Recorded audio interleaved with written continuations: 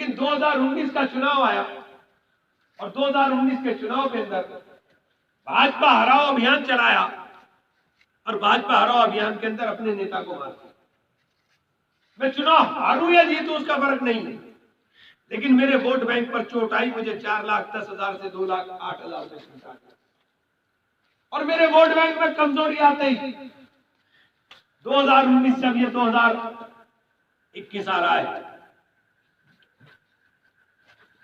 सरकार को 2 साल पूरे हो रहे, जिसमें 1 साल लॉकडाउन है, कोई काम नहीं हुआ है।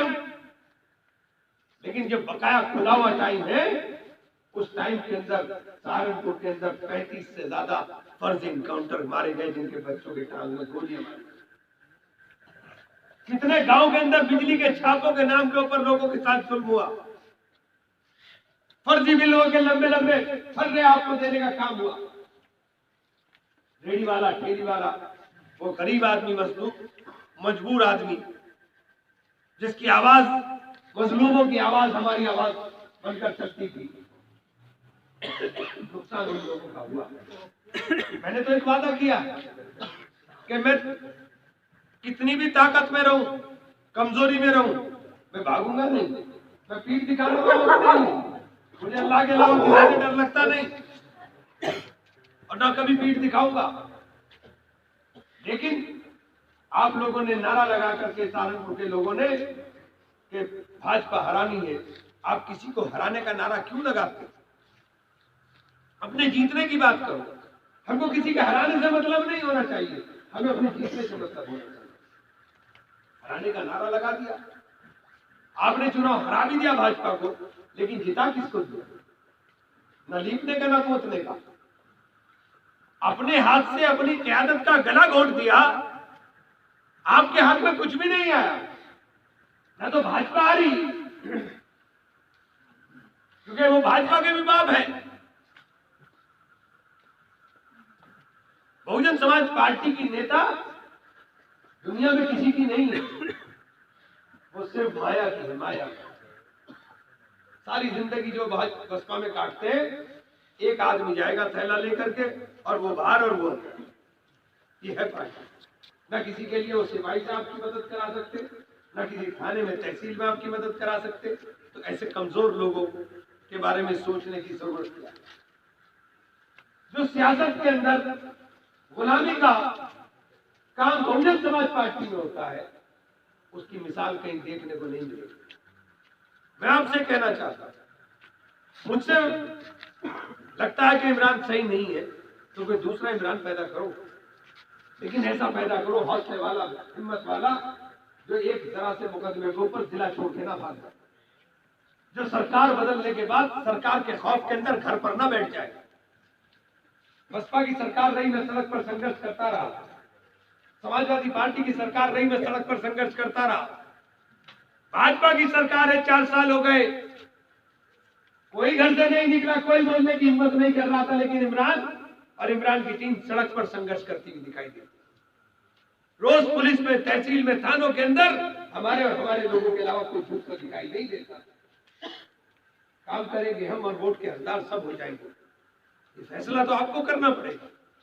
हम तो करते रहेंगे जो हमसे होगा, लेकिन फैसला तो आपको करना पड़ेगा। जब आपकी साथ जुल्म होता है, सितम होता है, तो जुल्म और सितम के अंदर कोई नहीं देखता कि कौन किस बिरादरी से और किस गांव से। फिर आपकी शनाख्त आपके नाम से और आपकी पहचान आपके कपड़ों से होने का काम होता है। अपने नेता को मारोगे तो सबसे ज्यादा नुकसान आपको होगा। क्या गलती है इसके सुदेश? क्यों इसको वोट नहीं देना चाहिए सबको मिलकर? क्यों वोट नहीं देना चाहिए इसको सबको मिलकर? आपको इसकी खासियत का अंदाजा नहीं।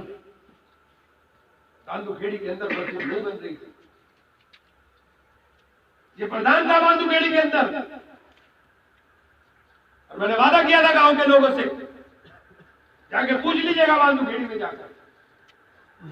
मैंने वादा किया था कि ये प्रधान अगर इंशाअल्लाह बनेगा तो मस्जिद की तामीर के अंदर मजबूत दीवार बनकर खड़ा होगा। एक मिनट भाई,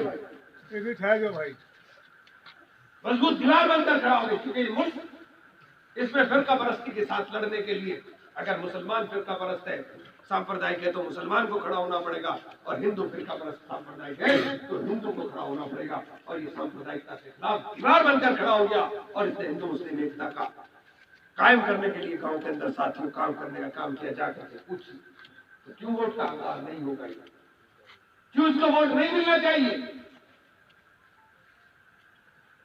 इसके मुकाबले अगर कोई मुसलमान आ गया तो सिर्फ इसका हक कट जाएगा।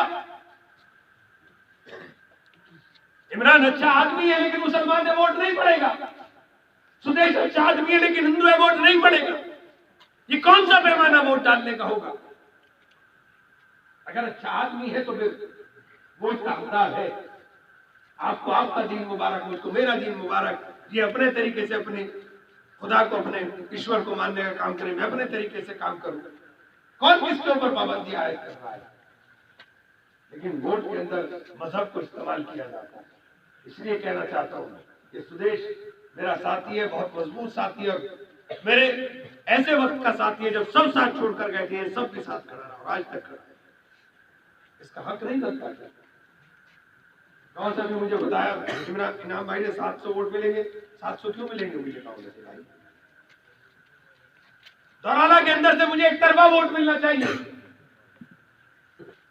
खुदा ना खास्ता कभी जरूरत होगी तो इमरान के अलावा कोई खड़ा होने वाला नहीं, तो फिर मैं वोट का हकदार क्यों नहीं होगा?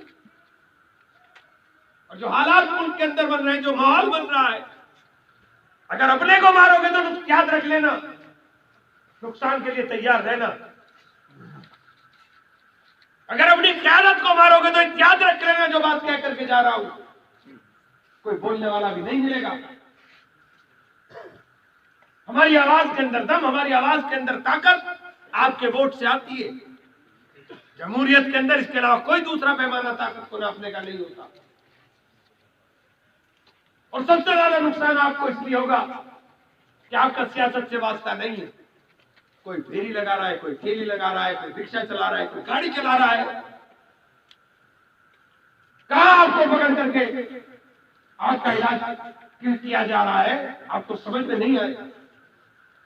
अगर ये ताकत रहेगी, ये वजूद रहेगा, ये हैसियत रहेगी, तो साथियों ये करने की जरूरत नहीं कर पाएगा।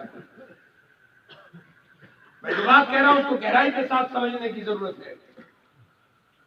ये मुल्क मोहब्बत और प्यार के साथ चलेगा, और प्यार को, इत्तेहाद को, इत्तेफाक को बनाने के लिए सुदेश प्रधान को वोट देने की दरखास्त आप लोगों से करने के लिए आऊं।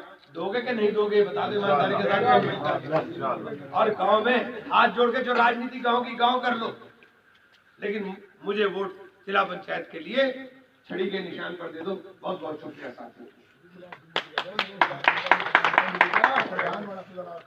अपने हिसाब से लड़ो।